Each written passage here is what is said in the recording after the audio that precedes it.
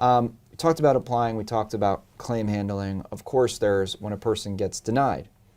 But the disability company doesn't say, go get a lawyer. As a matter of fact, I don't even think the letter says you have a right to a lawyer. I think it just says you have the right to appeal. They don't necessarily even mention the word lawyer. Should someone have a lawyer for an appeal if they've been denied? Absolutely. And here's why. If they called you, if you got the courtesy of a phone call before the denial, you get that soothing claim representative that says, oh, Greg, all you really need to do for your appeal is write to us. And we're going to have a completely different set of eyes look at this claim. And golly gee, maybe you'll get paid. You don't need a lawyer. You don't need a new doctor. You don't need any new testing. We're going to have this looked at fresh by a different team of people that didn't make the original decision. Most of my people hearing that soothing kind of information from a claim rep during the denial process will make the fatal claim mistake of doing a one-line appeal. And then the claim is closed. As you know, right. Once the administrative record is closed, it doesn't matter if you had a heart attack the day after the record closed. Whatever you didn't put in, too bad. And that's harsh. People don't know that. And that's our job, to let them know. You get denied, that's the time to get the administrative record.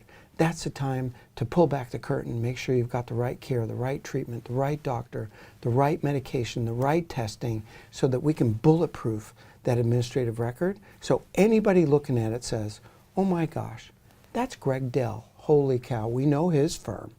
They bring out the best in every claimant because they get good doctors. They're university affiliated. Personally, I like using an assistant clinical professor as a second opinion in my town so that the insurance company knows I didn't go to Hackensack or the guy who's, cash for trash, denial for dollars. Right. I went to the assistant clinical professor, the chair of the Department of Orthopedics. Why would he risk his reputation for my insured unless they were legitimately disabled? I want the carrier to know.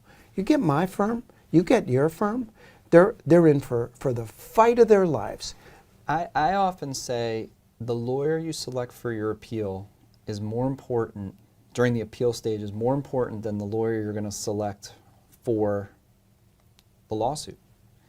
Because, and the reason I say that is because in an ERISA type claim, which is the group disability, the group disability policies, which is probably 95% of these claims, not the people who bought their policies on their own, you only have one bite of the apple, like you were saying. And we can argue and do the best we can with what it is, but we're married to that particular record. So I look at the appeal as the trial.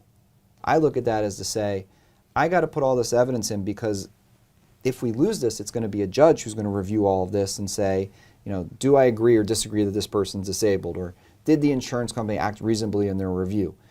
And in order to prove that the insurance company didn't act reasonably, we've got to put in so much information, so much strategic additional evidence that any person, and I often say that it should be a 14-year-old, a 6th or 7th grader should be able to look at this and go, how could anyone say, based upon this review of the information, that this person isn't disabled? And that, you might say, oh, well, you're only talking about convincing a 13-year-old. And the reason I say that is because your information has to be so on point and so specific that if a 13-year-old doesn't get it, then you're going to struggle to convince anyone else down the road. And you have to make it that it's so simple that the 13-year-old is like, this person's disabled. How could you even come up with anything to say otherwise?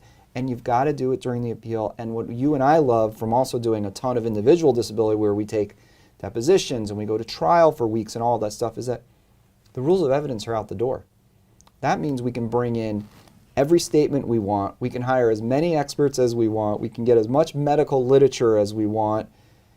We can throw books and books and books and articles and articles and articles on medical conditions and everything, which is amazing. Because how often do we go to trial and we spend half our time fighting on this isn't admissible and that's not admissible and the judge can't consider any of this information. So you have this opportunity during this appeal to do amazing stuff, and really it's the fight for your financial freedom, your financial independence. Like, you got to win this appeal. Now, you're not dead if you lose the appeal, but to go and litigate where obviously you get a lawyer is going to be, a 9-month to a 2.5-year process. And we don't want you to have to go down that road. I want the claimant to win the appeal. And that's why we probably win more than 70% of these appeals, because you do it the right way. Not, you and I talk about, we know there's these other law firms who throw together these 1 or 2 page appeals, and it's nonsense. And it's a strategy on other law firms to be like, maybe we're not even going to charge you for the appeal. We're just going to throw together an appeal for you. Oh, guess what? If you happen to lose, then we can do the lawsuit for you, and maybe we'll get you 10 cents on the dollar, because they barely know what they're doing anyhow. So, it's so important. Win the appeal, do it right, and even if you don't win the appeal, you got to have a great appeal, because you're not going to have good evidence to argue in a lawsuit. It's so interesting you say that, because for me, I get my pick of the litter in terms of the cases that come to us, as you do. Mm-hmm. And I look at the other firms that are offering to submit a claim form for no charge, or they're offering to do the administrative appeal for no charge. And I often get asked as an expert to testify in a malpractice case in those scenarios, where I look at Slipshod and Thrifty, and they're not going to spend a dime. They don't get any objective testing. And the hardest cases for me is where I didn't bake the cake. I can create the ingredients in an administrative appeal to convince your 13 and 14-year-old, to convince the federal judge's clerk. Because I tell people, in an ERISA case or a group setting, you've lost your 7th Amendment right to a trial by jury. I can't go down to the local courthouse and file this case and get a jury.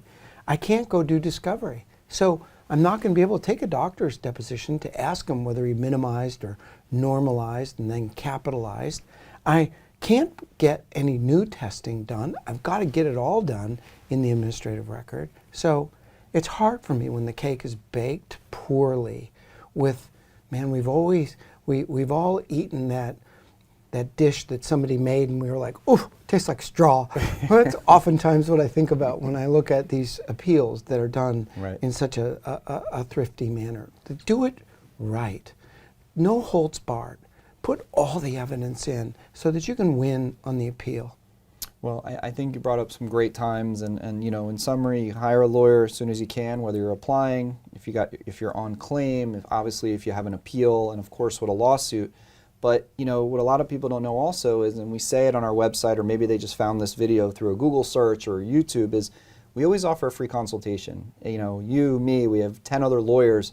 Call us, no matter where, wherever the person lives in the country, and we do it inside. We may even know your policy language just from you telling us, oh, I have a MetLife policy or whatever it is, and it's simple. Email us the policy, email us a denial letter, whatever stage you're at, and immediately we're going to give you an idea. Can we help you? Can we not help you? Or give you a tip or whatever. So I want people to know that we're readily available.